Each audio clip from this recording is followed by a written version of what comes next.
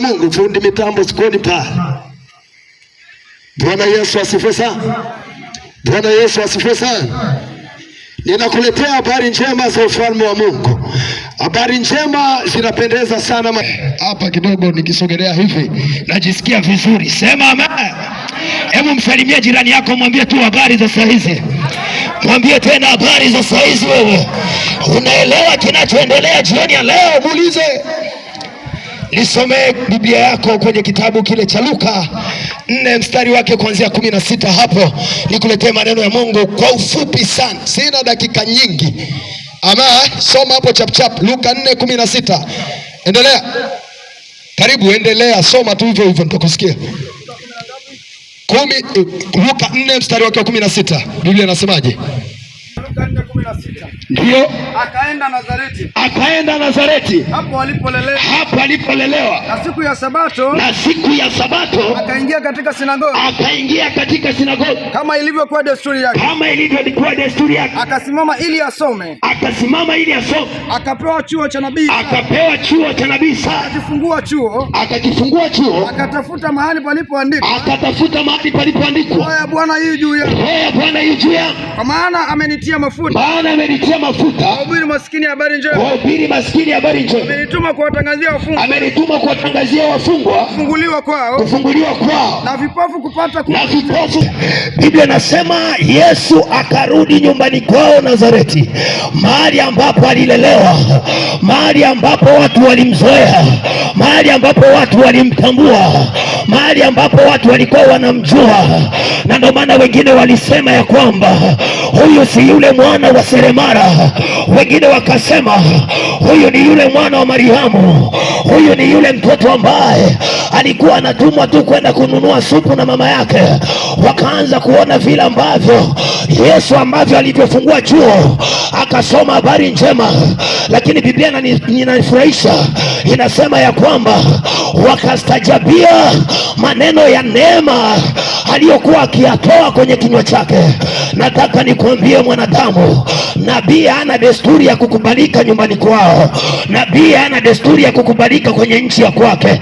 Nisikilize mwanadamu, nikwambie, inawezekana unaniona hapa nilipo, unasema kaka kijana ni kale kanakotembeaga na Yakobo. Haka ni kijana ambako kanakaga boko magengeni, kana ubirigi tu injili pale, kanapiga gombo tu kila jioni. Nisikilize, jioni ya leo nimekuja na kitu cha tofauti. Jioni ya leo nimekuletea Yesu mzima. Jioni ya leo nimekuja na Yesu asiyezoeleka. Walipomzoea kutenda miujiza mikubwa, leo usipomzoea huyu Yesu anakwenda kukutendea mambo makubwa, maana ndiye ambaye nimemleta. Yeye ni jina lenye nguvu. Jina la Yesu ni jina lenye mamlaka. Jina la Yesu ni jina lenye uweza. Jina la Yesu ni jina lenye nguvu. Lilipotajwa sehemu yoyote, mapepo yalifyata mkia. Na ndio maana vitabu vingine vimeshindwa kuandika jina lake uhalisia wake, wakaliita wanavyojua wao. Wengine wakaita Isa bin Mariamu. Nisikilize nikwambie, leo nimeleta jina la uhalisia wake, naye si mwingine, anaitwa Yesu, simba wa kabila la Yuda. Ukimwamini jioni ya leo, yeye anakupa uzima. Ukimwamini jioni ya leo, yeye anakupa afya, maana yeye ndiye mwanzo na mwisho. Wapo mitume ambao walikuja wanamsubiri kaburini wafufuliwe na huyu Yesu atakayekuja kuhukumu ulimwengu. Nisikilize mwanadamu, leo unasema mimi namwangalia tu mtume wa kwangu, mimi namwangalia tu mchungaji wangu, mimi namwangalia tu paroko. Wewe na paroko wako kwenye ulevi. Leo nimekuja na Yesu anayekata kiu. Leo nimekuja na Yesu anayekataga kiu ya bangi. Leo nimekuja na Yesu anayekataga kiu ya pombe. Leo nimekuja na Yesu ambaye ana uzima wa milele. Sema amen. Bwana Yesu asifiwe sana. Alipokutana na mdada mmoja kwenye kile kisima cha Yakobo, yule dada alipomwona Yesu akaanza kung'atang'ata vidole. Yule dada akaanza kusema, unajua tu we kaka. Yesu akasema, sio tu unajua we kaka, wewe ni mdada ambaye una wanaume wengi. Yule dada akaanza kujikwaa, we kaka, umejuaje? Hata uliye naye sasa sio mume wa kwako. Ukitaka Yesu akate kiu ya uzinzi ulio nao, ni wewe kuingia ndani yake. Ukitaka Yesu akate kiu ya mabangi unayoyavuta, ni wewe kuingia. Maana ni jina lenye nguvu, maana ni jina lenye uweza, maana ni jina lenye mamlaka, maana ni jina lenye nguvu. Likitajwa mahali popote vitu vinakimbia, likitajwa popote mapepo yanafuata. Huyu ndiye simba wa kabila la Yuda ambaye Yohana anataja sifa zake. Anasema sauti yake ni kama sauti ya maji mengi. Yaani inapokuwa ikipita hii sauti yake, ikifika popote inaunguruma kama simba, vitu vinakimbia. Na ndio maana tulioko ndani ya Yesu tunalala usiku na mchana, tunakoroma tunavyojua. Mchawi akija anatukuta sisi tupo kwenye usingizi wa fofofo, tunakoroma form 1, form 2, form 4, form 5, maana tuna amani ndani yake Kristo. Ukimwamini jioni ya leo anakupa amani, ukimwamini jioni ya leo anakupa uzima. Kuna watu wana uzima huu hapa duniani, lakini wakienda kulala wanaogopa kukaliwa. Na mpenda sana mchawi mmoja kwenye mtaa fulani, inawezekana ni mtaa wa kwako, ni mchawi ambaye ni kibonge. Wana kawaida ya kukalianaga wale watu. Wewe ni mbavu mbili, wewe ni mfupa na ngozi. Akija nyumbani kwako anakukalia, sijui utabakije. Mwamini Yesu aliye jabari, mwamini Yesu aliye simba wa kabila la Yuda, mwamini Yesu ambaye alishinda kifo na kaburi. Sema amen. Bwana Yesu asifiwe. Bwana Yesu asifiwe. Tunaye mwanaume mmoja tu ambaye yeye alipoingia kaburini hakuwa na wasiwasi yoyote, akatulia hapo. Wakasema huyu mwamba wakati wa uhai wake alisema siku ya 3 atafufuka. Sasa Warumi wakasema hapo kwenye ile kaburi tunatakiwa kuweka ulinzi wa kutosha. Wakapeleka ulinzi wa kutosha. Haikutosha ulinzi wa watu, inawezekana na mbwa walikuwepo. Haikutosha ulinzi wa mbwa, wakasogeza na lijiwe wakalifunika. Mwanaume akatulia mle ndani kama ambaye amelala usingizi. Kumbe alikuwa kwenye operesheni ya kumnyang'anya shetani ufunguo, akiwa ametulia kwenye mauti hiyo. Siku ya kwanza, siku ya pili, ile siku ya 3 funza walianza kujisogeza sogeza, wakaanza kutapika nyama ambazo walikuwa tayari wameanza kula, wakaanza kutapika mifupa ambayo tayari walianza kuitafuna. Mwanaume Yesu akachomoka kama umeme, mwanaume Yesu akachomoka kama umeme. Alipotoka kwenye ile kaburi, watu wakaitana wakasema, chukueni kibunda hichi hapa, nendeni muwatangazie watu kwamba wamemuiba. Huyu ndiye simba wa kabila la Yuda ambaye hakuibiwa na yoyote. Alipokuja akasema, kama mliambiwa nimeibiwa, njooni mthibitishe mikono kwamba mimi ndiye niliyekufa na nimefufuka. Wapo mitume ambao mpaka leo wapo kaburini. Acha kuabudu wafu, wewe njoo mwabudu Yesu Kristo aliye hai. Sema amen. Bwana Yesu asifiwe. Nampenda sana Yesu. Akiwa pamoja na watu wa kwake, huwa anahakikisha watu wa kwake wanakuwa masimba kama yeye.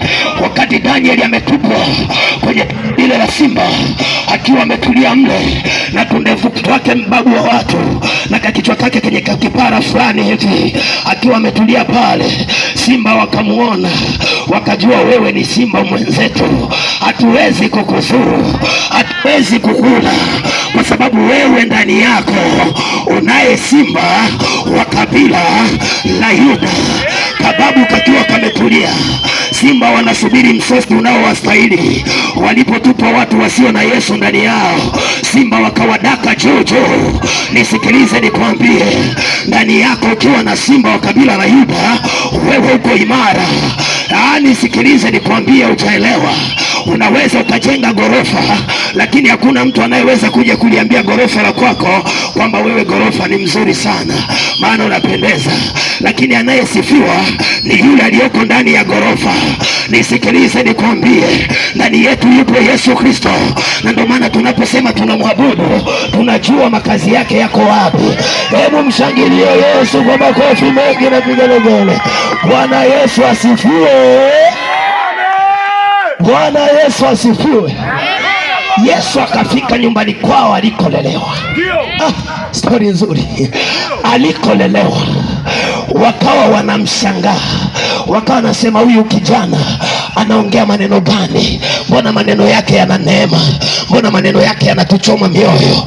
Wakaumia mioyo, wakasema twende naye tukamtupe kwenye ukingo wa mji. Nisikilize nikwambie, unaweza ukawaambia watu ukweli, lakini ukweli ukawa chukizo kwao. Unaweza ukawanyoshea watu rula, lakini ile rula wakatamani kuipindisha kwa sababu ya mambo ya kwao, kwa sababu ya vitu vya kwao. Sasa kwa sababu tunaye Yesu anayenyoshaga rula mahali ambapo palikataliwa kunyooshwa, sisi hapo ndipo tunaponyoosha. Maana ukiona sehemu imeandikwa hapa hakuna njia, wewe unatakiwa kupita kwa sababu ilikuwepo, ndio maana wameandika.